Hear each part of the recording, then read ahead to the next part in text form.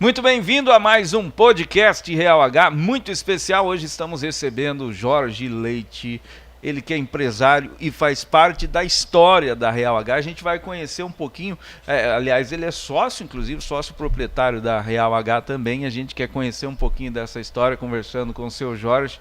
Mas vamos começar do princípio, como se diz, né? Tudo tem que começar no começo. Falando da sua criação em Porto Alegre, da sua vida como empresário, conta um pouquinho pra gente, seu Jorge. Bem-vindo ao nosso podcast. Bom, a minha história junto da Real começa há muito tempo atrás, quando eu conheci a Cláudia, né?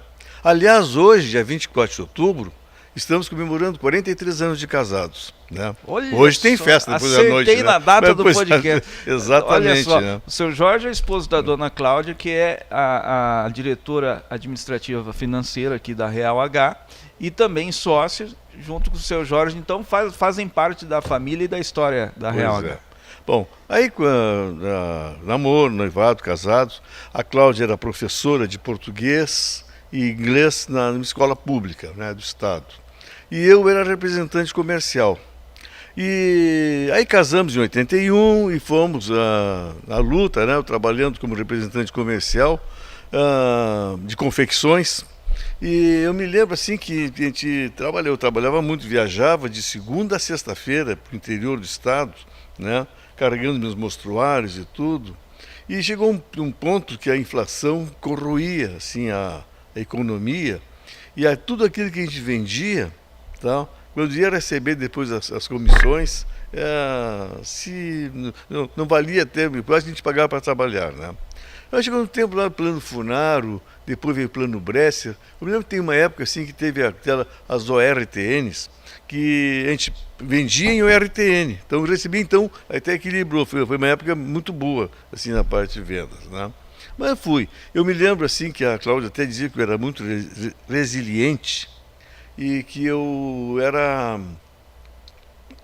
saía para viajar e às vezes eu chegava, fazia as contas, né? Quanto eu gastei de gasolina, de hotel, refeições e tal, e comparava com as vendas, não deu lucro. Não deu lucro, deu prejuízo. Ficava chateado, né? Mas eu dizia assim, domingo eu vou sair de tardezinha, já vou para chegar na primeira cidade às 7 da manhã, quando a loja abrir, eu já estar presente lá para vender. Então eu voltava depois na sexta-feira, bem contente, porque já tinha recuperado tudo aquilo lá, mas aí depois a inflação corroía também, né? Mas era da vida, né? Então era aquela luta.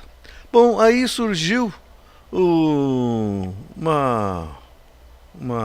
convite feito pelo Dr. Cláudio, pelo Mário, pelo Marcelo, de nós comprarmos uma loja aqui em Campo Grande, uma loja veterinária. Eles já estavam aqui, já tinham Eles já vindo estavam de Porto aqui, Alegre. sim, há muito tempo estabelecidos. Todos já veterinários, do Marcelo também já era veterinário formado, e era o mais moço. E surgiu esse convite e nós topamos, né?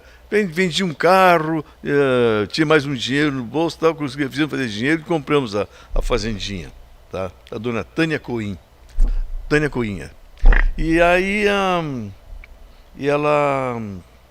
era uma loja muito bonita. Era uma loja assim uma loja de esquina no Rua Ceará, onde tinha assim, o prédio era bem rústico, né? Bem característico assim, de uma casa rural mesmo, né? Lá dentro tinha produtos veterinários, lá tinha venda também de passarinhos também, e outros bichinhos e tal. E no meio do pátio lá tinha um pateiro, todo assim cimentado, todo cercado, e lá tinha patos, marrecos, gansos e tudo, era muito bonito. E era tão bonito que muitas crianças iam com as professoras nessas escolas infantis para passear, para mostrar os bichinhos e tal, né? E depois tinha, na parede que divide com o prédio do vizinho, tinha também os galos, aves ornamentais também, galos, galinha de Rhodes, galo de Rhodes, outros, Plymouths também. E aquilo assim era um encanto também, eu adorava aquilo. Mais tarde montamos uma filial na Rua Bandeirantes. E foi tudo aquela luta também. Tinha os problemas também de inflação. era o tempo do Sarney ainda, tal, até que chegou o Itamar e depois foi feito o plano real, né? Aí estabilizou um pouquinho a economia, mas em 95, me lembro bem direitinho, foi o Mário Real foi que falou assim: por que vocês não tiram a barriga do balcão, estão engraxando a barriga no balcão e vende essa loja e entra na sociedade da Real H? Assim, topamos a ideia, né? Aí vendemos a filial, né?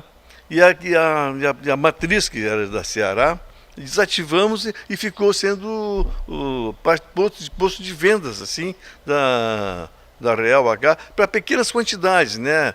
100 sacos, 50 sacos, para alguns pecuaristas pequenos ali. E assim a gente foi vindo, né? E aí eu peguei uma função. Naquele tempo eu vou ter uma coisa muito engraçada. A fábrica ficava em Ribas do Rio Pardo. Eu e o Dr. Cláudio íamos umas 2 vezes por semana para fazer homeopatia, né? Eram umas máquinas assim que eram montadas assim, não era uma coisa bem vindo da indústria. Tinha alguém que fazia, não me lembro quem era que fazia. Aliás, isso é uma coisa marcante da história da Real H, porque não existiam máquinas de dinamização de homeopatia em grande escala, né? Vocês tiveram que criar isso. Né? E eram colocadas, a gente comprava as garrafas, 0 quilômetro, lógico, né? As garrafas, aquelas que são de vinho, aquelas de 5 litros, e para fazer. Então eram 3 de cada vez, aquele barulhão todo. Então a gente enchia lá as garrafas, né? Antes eram nos tanques, né? Que o Dr. Cláudio já fazia homeopatia, colocava, depois botava para fazer as dinamizações, as batidas lá. E ele dizia sucussões. Até hoje eu não entendo muito bem o que é sucção, sabe? Mas aqui não foi ainda. Termos científicos. Né? Aí depois a fábrica foi em 96, veio para cá, para Campo Grande, né? Aí viemos para cá. Eu fiquei numa parte de infraestrutura da fábrica, né? E essa infraestrutura compreendia a compra, precisamente assim, de todo o material que pudesse, não deixar faltar. Um parafuso, um prego, uma correia, tinha que ter sempre em estoque, não podia faltar sob pena da fábrica parar por causa da falta de uma peça, né? Então eu corria muito, né? E também cuidava também da parte de fretes, parte da logística, tudo, né? Então era muito bom. Mas depois a empresa foi crescendo, foram se formando pessoas, né? E eu fui me afastando. Em 2011 eu me afastei da empresa, tá? Porque eu tinha outros projetos também, na parte assim de construção de imóveis, né? Tem uma época um boom muito grande de casas populares, né? Com bom financiamento. Aquilo foi muito bom, assim. Mas sempre continuei sócio também da empresa, tudo, ajudando o que fosse preciso. Até hoje, se precisarem de mim, estou aqui presente. Eu entrei em 2012 e nessa época ainda havia o escritório lá da Avenida Ceará, aqui em Campo Grande, que depois de um tempo migrou-se tudo aqui para a matriz, né, para a unidade industrial, quer dizer, a parte comercial que ficava lá, a parte de marketing, comunicação, aí nós viemos juntos. Hoje nós estamos aqui. Mas era muito marcante, inclusive tinha uma praça ali logo em frente, sim, que era aquela praça pela Real, ali, né? Eu era muito amigo do Edil, ainda sou amigo do Edil Albuquerque, que era vice-prefeito na época. Ele me convidou para nós adotarmos aquela praça. Me lembro que em 2007 nós fizemos a inauguração e foi na Semana do Meio Ambiente. E eu achei muito impressionado, fiquei impressionado como são os políticos, né? A capacidade que eles têm. Eu fui fazer o discurso, né, da minha parte, né, recebendo a praça, agradecendo o apoio da prefeitura que nos convidou e tudo. E cheio de, eu estava lá no palanque, cheio de gente. E o prefeito ali conversando, naquele tempo a avó dele, que era viva ainda, falando com as pessoas e tudo. E eu fui pontuando as coisas, né, que aconteceu isso, aquilo e tal, né. E quando ele pegou a palavra para falar, ele pontuou tudo que eu falei.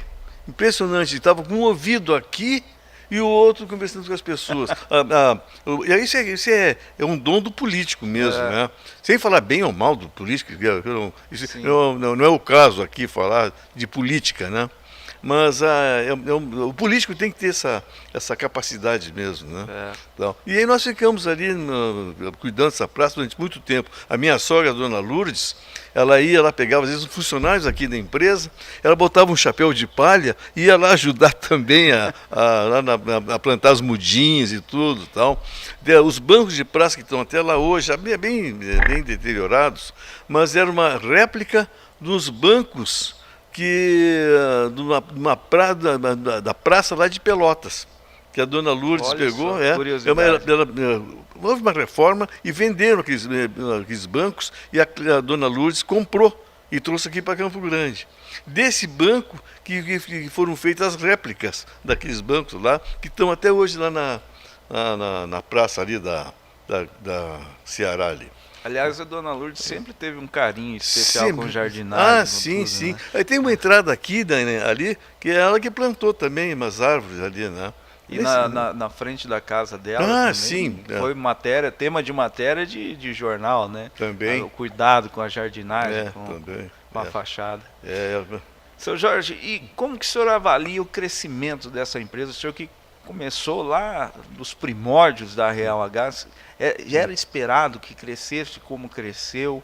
Estava no plano, assim, nós vamos fazer uma empresa para crescer mesmo? Né? Eu nunca dimensionei esse crescimento, assim, a futurologia, né? Mas é uma empresa que tinha tudo para dar certo, né? Porque, em primeiro lugar, honestidade, né? Criatividade, muito trabalho dos proprietários, né? E a escolha também de profissionais também para ajudar no crescimento da empresa, né? E além desse detalhe da homeopatia, que nós somos pioneiros, né? Na colocação da homeopatia no sal mineral, nas rações, né? Depois, mais adiante, já os produtos homeopáticos, né? Na linha de saúde animal. Então, tinha tudo para dar certo mesmo, né? Principalmente para primeiro ter a letra H de homeopatia e a letra H de honestidade. Que faz todo sentido, o senhor tem razão. E é interessante que eu visito clientes da Real H no Brasil inteiro, né? Até no Paraguai nós já fomos, e como isso faz diferença, porque a honestidade ela está diretamente atrelada ao resultado. Você se propõe a vender resultado, né? A empresa que trabalha honesta se propõe a vender resultado. Verdade. E eu já ouvi muito, seu Jorge, o cliente às vezes tem uma pequeníssima produção de leite, tem 6 vacas, e dizer assim, eu pensei em desistir da produção porque a mastite estava corroendo o meu lucro e eu estava fazendo planos de vender as vacas.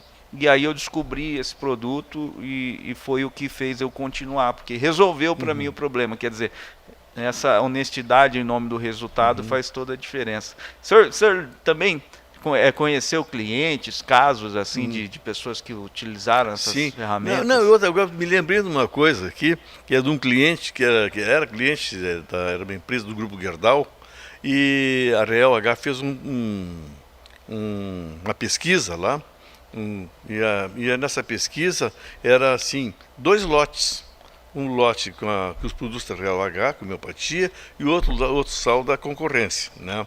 Então, a mesma quantidade, não sei quantos hectares, mas assim, os dois tamanhos iguais. Idênticos, e o mesmo número de cabeça de gado, inclusive com peso, né? Porque tem um peso, outro tem outro, então... E a formação de pastagem igual, tá? E foram colocados lá. E aí foi de tempos em tempos, pesava o gado e tal, e via as diferenças, né? E também uma coisa que foi um estudo que eu e o Dr. Cláudio, o diretor-presidente da empresa, era um método russo, parece, de pesquisa para saber a quantidade de pastagem que tinha num e no outro. Eram uns quadrados assim, que jogava aleatoriamente e media, tinha outra pessoa que ia fazendo o cálculo, né? Então chegou-se à conclusão que o gado do lote da Real H ganhou mais peso e comeu menos pasto do que o outro. Raspou o pasto e não ganhou tanto peso. né? Foi uma coisa assim. Uma coisa que é detalhe, a gente fala assim também do trabalho da Real H. O diretor-presidente estava lá no campo, lá, então, todos pegam pesado, arregaçam as mangas e vão a campo. E até hoje são assim, né? Marcelo, Mário, né? Trabalho. E agora já está chegando novas gerações também, o Cláudio Franco, a Luciana, né? O Bruno também, estão vindo aqui, já estão para renovar o futuro, para continuar esse progresso da empresa. Então, aproveitando que o senhor puxou aí o termo futuro, o que o senhor imagina que deve acontecer com a Real H aí nos próximos anos, nas próximas décadas? Eu falei que eu não tenho a bola de cristal, né? Não entendo de futurologia, né? Mas eu acho que está no caminho certo, né? Com todas as viravoltas, né? As ondas para cima e para baixo da economia, também que atinge também o setor rural, a nossa empresa é uma empresa muito sólida, né? E quando está nessa maré baixa, ela tem como se resguardar também, mas sempre também procurando melhorar mais a sua tecnologia, né? O Mário, o Marcelo e a Cláudia, o Dr. Cláudio, né? Agora o Dr. Cláudio já está meio que se afastando também, mas sempre estão pensando em algo mais para melhorar mais assim a performance assim dos seus produtos também, da qualidade de produtos, né? Sempre fazendo coisas e sempre pesquisas também, né? E isso é muito bom para a empresa. Então, acredito que o futuro a Deus pertence, mas eu acho que a tendência é que sejamos sempre uma empresa de sucesso, cada vez maior. Bom, eu estou na Real H há 14 anos, eu posso dizer que eu tive uma grande mudança de vida depois que eu entrei aqui, por uma questão profissional, desenvolvimento profissional, quando você entra para uma empresa e faz um compromisso, né, eu acho que a ideia é procurar cumprir esse compromisso da melhor forma possível, e isso me fez me desenvolver como profissional. E claro, isso vem acompanhado de desenvolvimento financeiro, constituição de família. E eu sou apenas um funcionário de tantos que já passaram por aqui, tiveram suas histórias influenciadas positivamente pela empresa, né? O senhor tem ideia de quanto que essa empresa que vocês constituíram ela representa para a sociedade como um todo, assim, de benfeitorias? Hoje eu nem sei qual é o número exato que nós temos de funcionários. 330 e tantos. E multiplica por 4 na média, né? Quantas famílias que a Real... Quantos já passaram, né? Quantos já passaram também, né? Que às vezes a Real H é uma escola também. Muita gente iniciou aqui e depois deu saltos mais altos em outros lugares, né? Mas a escola foi aqui, quando iniciaram, aprenderam, né? E ela tem esse DNA de fazer as coisas, como o senhor falou, com honestidade. Isso traz muito desenvolvimento para as pessoas, né? Exato. E como que como é que vocês construíram essa relação, né? Uma empresa familiar, e a gente sabe que tem seus desafios, às vezes, em trabalhar com a família e tal. Como é que vocês fazem para ter sucesso lidando com a família, trabalhando em família, né, na diretoria e com tantos outros funcionários, e até o senhor citou aí a sucessão familiar, né, quer dizer, também. Trazendo essa nova geração para a responsabilidade. Como é que o senhor, o que o senhor acha que é o segredo desse sucesso familiar?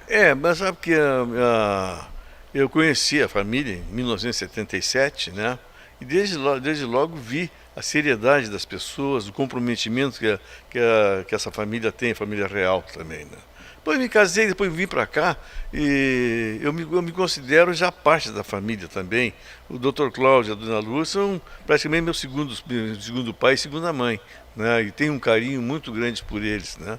Então, mas como toda família tem briga, tem discussão, tudo mais, tal. Mas família é assim mesmo, tem as discussões e daí dessas discussões é que às vezes que a gente chega a uma conclusão, assim, num denominador comum, ótimo, né? Essa semana mesmo eu tive um caso, não aqui na empresa, numa outra instituição que eu pertenço, a Rotary Club, que 2 companheiros meio que se estranharam, né? Aí eu tive que aproximar os dois e tudo, né? Eu disse que a família, é a mesma coisa que a família real. A família rotária também tem esse negócio. São pessoas diferentes que às vezes entram em atrito, qualquer coisa, mas continuam se gostando, se amando, né?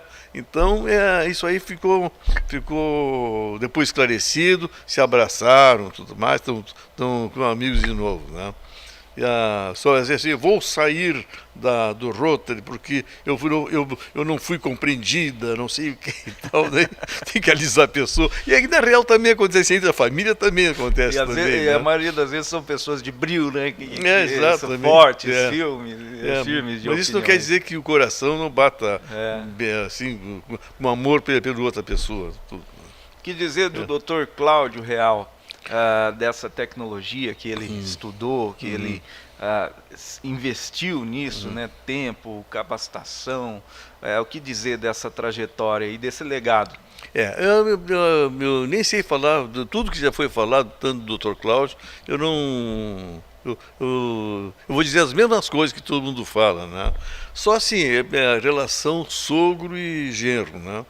E eu me lembro uma vez que o Dr. Cláudio tinha que ir a Porto Alegre e eu também tinha que ir também, mas só que estava com a perna quebrada. Aí aproveitei a carona com ele, né?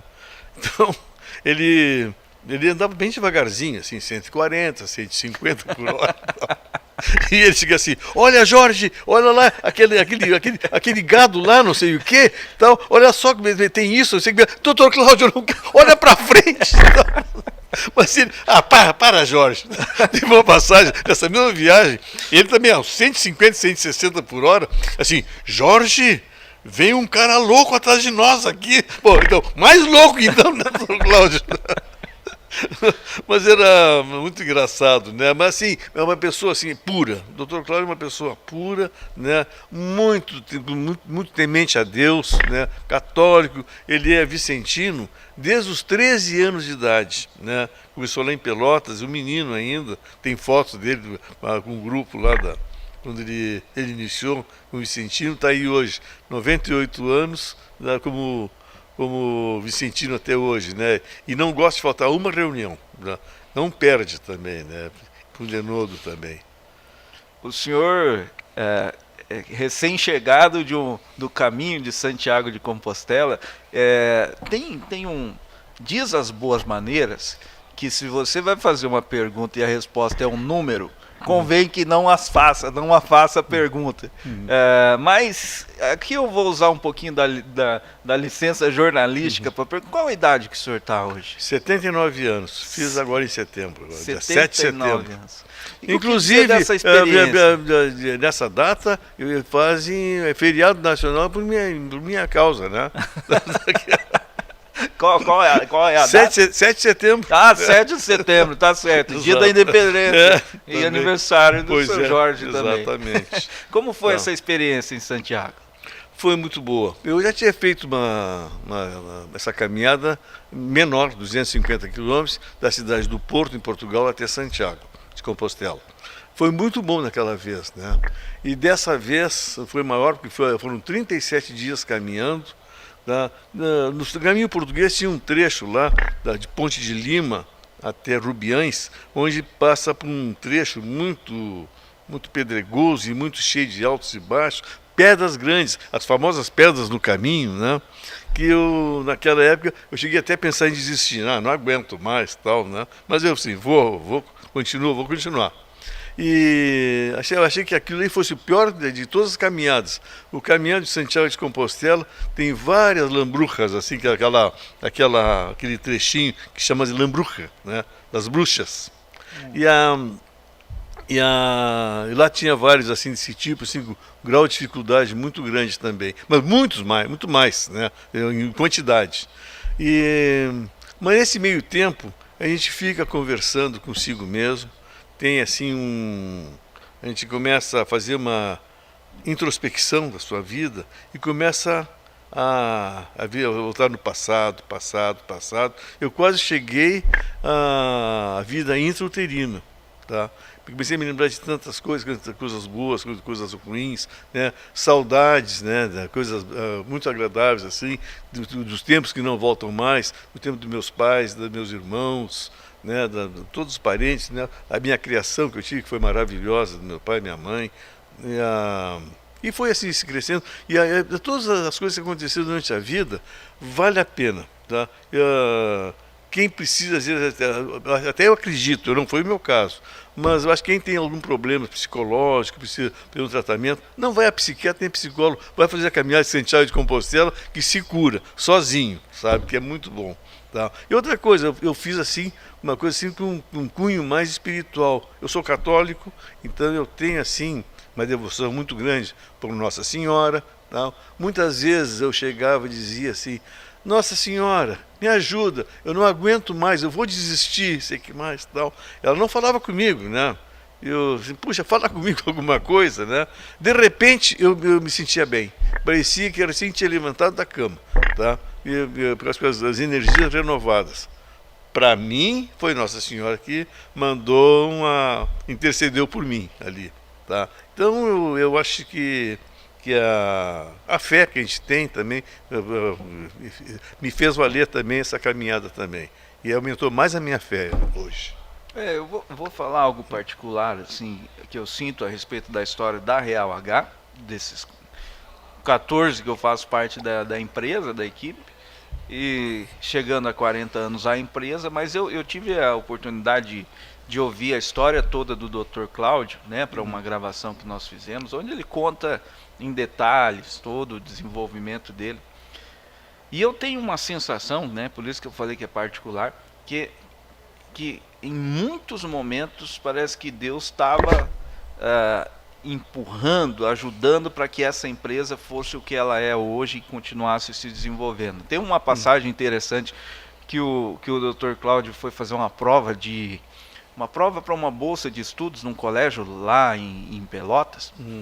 E o professor trouxe uma cartilha com os exercícios para ele responder os exercícios, e entrou um vento pela janela e virou as páginas da cartilha para exercícios mais complexos, e ele respondeu os exercícios e além de ganhar a bolsa, acho que evoluiu um ano ou dois, né? Ganhou, exato, nos estudos. Depois se tornou o professor catedrático mais jovem do Brasil, e depois, enfim, até culminar na pesquisa e desenvolvimento da Real H. Aí eu tenho essa sensação, então eu queria perguntar para o senhor tem alguns detalhes dessa história que o senhor sente também, né, da história da Real H, da história de vocês, da família, que o senhor sentiu a mão de Deus assim contribuindo para que ela existisse? Deus está presente em tudo, viu? Precisamente o Dr. Cláudio é um exemplo vivo, né? Ele é muito católico, muito crente, ele é muito devoto também de Nossa Senhora, como a Dona Lourdes também. E eu acho que assim, quem pratica o bem, faz o bem, recebe o bem e transmite também para as pessoas. Então isso é muito bom. Sr. Jorge, uma honra ter conversado com o senhor hoje aqui, contar um pouquinho dessa história, dessa grande empresa chegando aos 40 anos, que venham mais 40 anos, mais 80 anos, que a gente possa ver essa empresa crescendo à medida do bem que ela faz, que a Real H é uma empresa que faz muito bem para a sociedade, não só para a produção pecuária, mas também para os animais de modo geral e para os respectivos proprietários, tutores, donos desses animais. Então ela contribui demais com a sociedade. Muito obrigado por contar para nós um pouco dessa história. Não, mas faltou incluir também os próprios funcionários, como são vocês também, claro, que né? Fazem muito pela empresa, também são muito dedicados, e vocês merecem os parabéns também. Muito obrigado, Sr. Jorge. Esse foi o nosso podcast de hoje, contando aí, né, em especial, chegando aos 40 anos da Real H. Eu convido você para se inscrever no nosso canal, para deixar um like, para compartilhar esse vídeo com alguém que possa ter interesse. É sempre uma honra trazer um pouco dessa brilhante história de uma empresa honesta e de muito sucesso. Graças a Deus. Tchau, tchau e até o próximo podcast.